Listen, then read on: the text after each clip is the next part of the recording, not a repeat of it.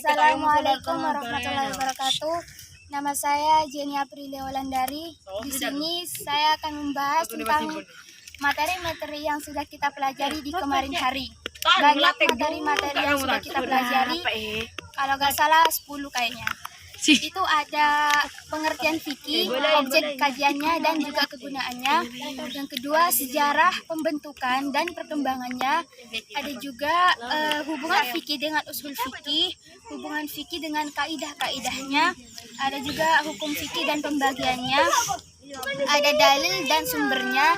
Dan ada juga mazhab-mazhab fikih, ijtihad, ittiba, taqlid dan taflik, serta ilmu fikih pertumbuhan dan perkembangannya.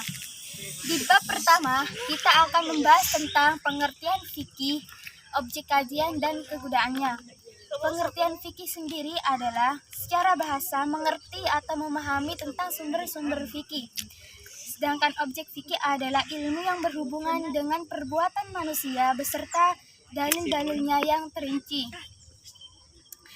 Sedangkan kegunaan fikih adalah untuk menerapkan kaidah-kaidah terhadap dalil-dalil syara yang terperinci agar sampai pada hukum syara yang bersifat amalia. Berlanjut kepada materi selanjutnya, yaitu sejarah pembentukan dan perkembangan fikih.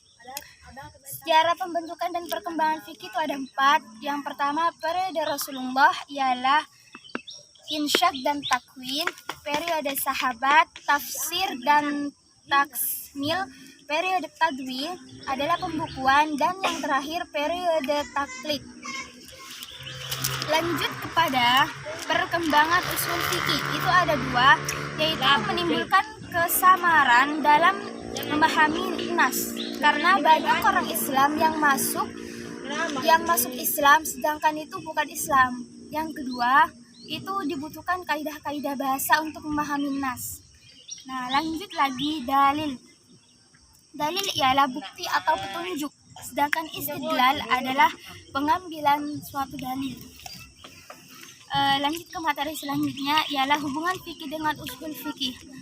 Hubungan fikih atau usul fikih adalah merupakan suatu proses pengambilan suatu hukum dari dalil-dalil, sedangkan fikih adalah hasil dari usul fikih.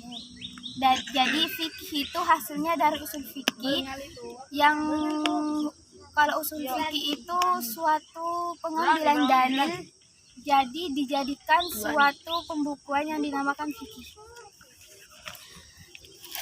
Yaitu yang lanjut, hubungan fikih dengan kaidah fikih.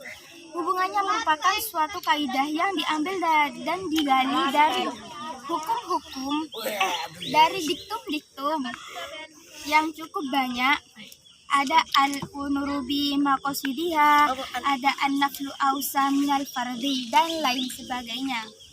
Lanjut, hukum fikih. Hukum fikih itu ada 3. Dalil dan sumber ilmu fikih. Dalil suatu Hukum fikih itu ada dalil dan sumber ilmu fikih. Dalil merupakan suatu petunjuk dalam hukum Islam. Sedangkan sumber ilmu fikih seperti Al-Quran, hadis, ijma, dan qiyas. Lanjut lagi madhab. Madhab di dalam Islam itu ada 4. Madhab Syafi'i, madhab Imam Maliki, Hambali, dan Hanafi. Lanjut kepada materi selanjutnya, yaitu ijtihad. Ijtihad merupakan berusaha yang bersungguh-sungguh. Kedua, ittiba. Ittiba adalah mengikuti, sedangkan taklid adalah mengalungi atau menghiasi. Dan taflik adalah campur aduk. Mungkin cukup itu materi yang saya jelaskan. Selebihnya saya mohon maaf jika ada kata-kata yang kurang dimengerti. Saya Jenny Aprilia Wulandari. Wassalamualaikum warahmatullahi wabarakatuh.